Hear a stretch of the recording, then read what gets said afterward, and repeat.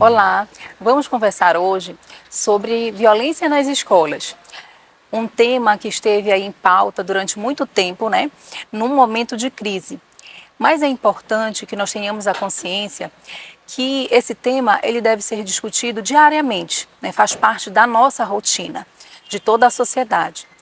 Quando nós falamos de conflitos no ambiente escolar, nós não podemos esquecer que esse ambiente ele é apenas uma parte do ambiente que envolve a sociedade. E assim como em outros espaços, vão ocorrer situações de conflitos.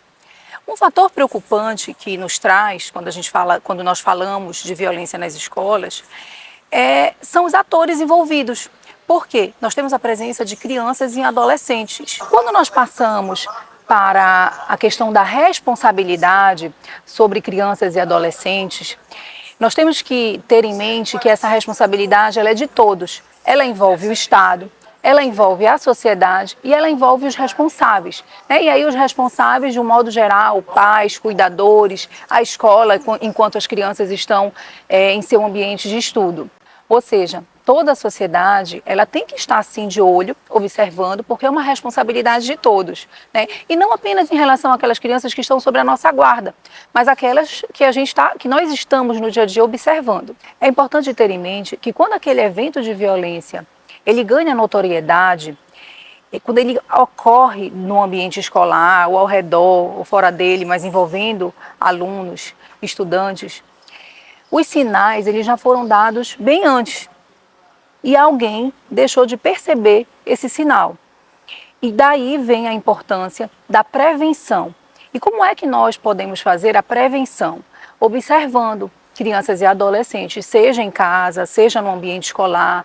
Aquelas pessoas que nós convivemos vão nos fornecer sinais, às vezes básicos, às vezes muito notórios, de que alguma coisa não está bem. E quando nós conversamos e falamos sobre prevenção, que é tão importante nesse processo, nós temos que observar quais modelos estão servindo de base para a construção daquela criança, daquele adolescente.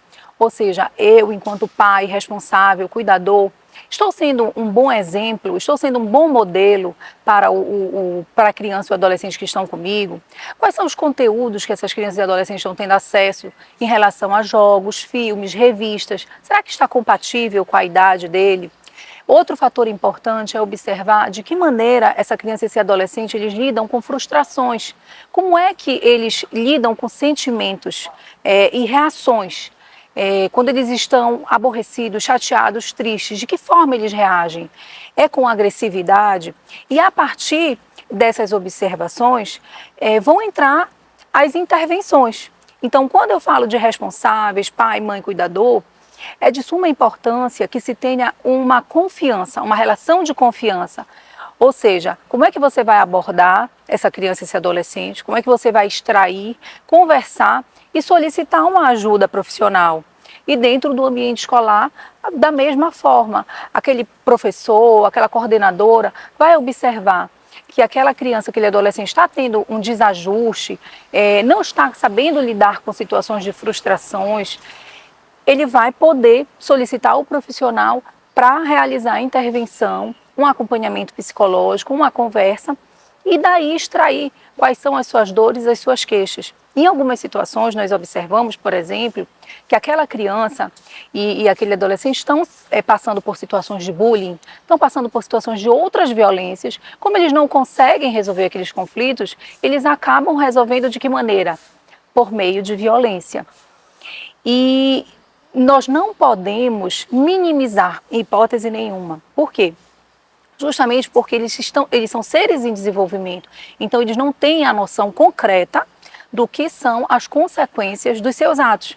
Para finalizar, a dica que eu deixo é: não minimizem em hipótese nenhuma nenhum dos sinais diferentes que crianças e adolescentes apresentem nos seus comportamentos. Como eles são seres em desenvolvimento, eles não têm muitas vezes a real noção das consequências dos seus atos. Então, uma intervenção, um acompanhamento, uma escuta adequada vai fazer toda a diferença para que se evitem os conflitos que chegam de uma forma muito mais maximizada porque nós não tivemos essa intervenção anterior. E quando esse conflito ocorreu, onde é que nós podemos pedir ajuda? Quem é que vai acompanhar? Quem é que vai apurar esse ato? Quando nós falamos de criança, a própria escola ela pode acompanhar, né? Nós devemos solicitar também o acompanhamento do Conselho Tutelar. Quando nós falamos de adolescente, é muito importante que você procure uma delegacia. Na região metropolitana, nós temos algumas delegacias especializadas que vão apurar, vão averiguar se ocorreu ali um ato infracional e esse adolescente, ele vai, né, dependendo da apuração, ser responsabilizado pelas consequências daquele ato. Então, é muito importante também frisar e colocar dentro dessa relação de confiança, explicando, não no sentido de colocar medo, mas de colocar responsabilidade mesmo, de que se você cometer algum ato que gere consequências negativas, que vai ser apurado.